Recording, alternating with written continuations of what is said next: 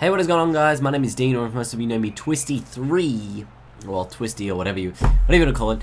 And yeah, this is another AFL Live video, and I wanted to talk about the future of the AFL video games from, I guess, a different perspective, maybe one that you haven't heard before. There's been a lot of talk lately around soccer taking over the AFL, and you know, the main reason of that is FIFA.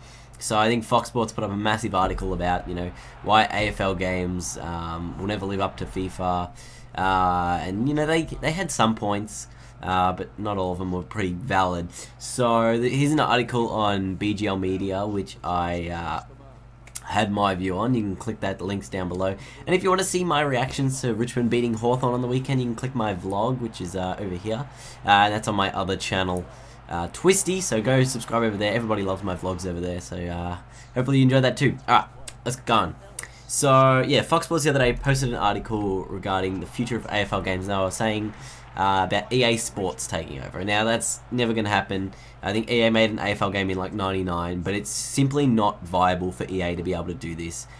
Reason being is that AFL video games are made for Australia only, so there's obviously a limited marketplace, and then you've kind of got the Melbourne marketplace is the sort of the kingpin of, you know, AFL video games. So you've got Melbourne, and then you got South Australia and WA are like 2 and 3 in terms of who's going to buy it, and then, you know, whether or not people in Sydney and Queensland buy it as well, because they probably buy rugby games instead.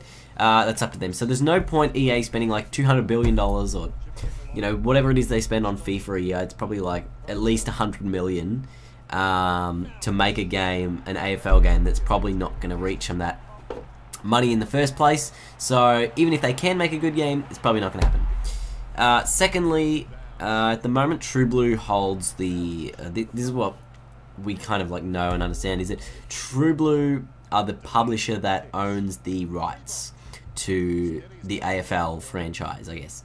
And they're the publisher, so they have, it's like they're the Activision in this scenario, and they get to pick who does what. So what I suggested was that they, you know how Call of Duty, it's got a 3-year cycle now. It used to be 2. It used to be Infinity Ward and Treyarch would make one Call of Duty game each year, but now they got Beachhead Studios in there as well, so it's a 3-year cycle. But I said maybe we could do that with AFL. It probably wouldn't work though, just purely because of different budgets and things like that. And I was saying, why don't we do Wicked Witch one year, Big Ant the next? But it just seems that there is such like a rash cohesion between True Blue and Big Ant at the moment that probably won't happen. And the same thing can be said between, I don't know the relationships between all three of them. So it's just like there's always going to be a clash of something there, and it's not going to work out.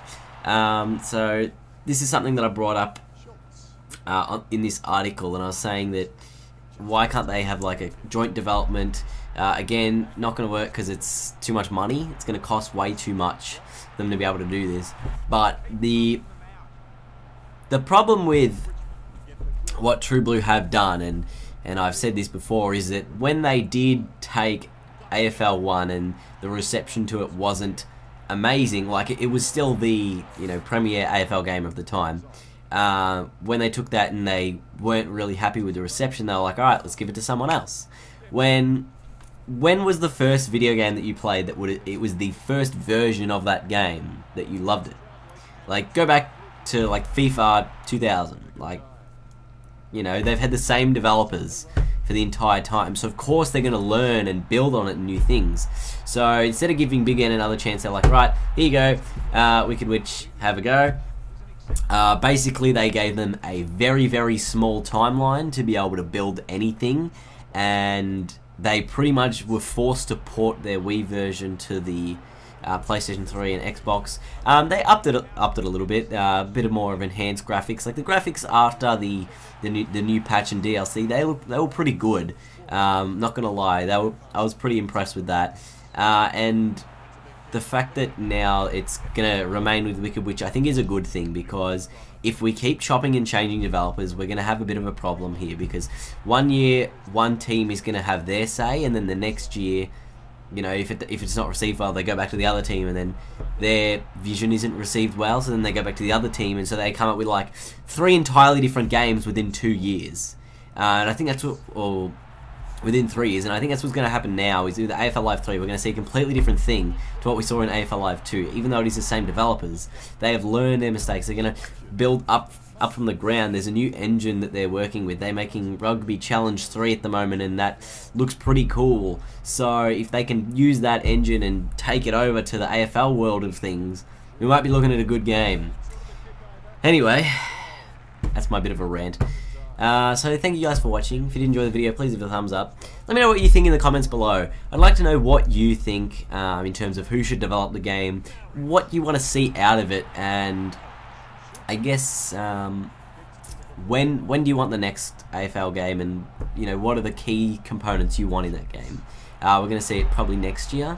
But yeah, thanks for watching, and I'll see you guys later.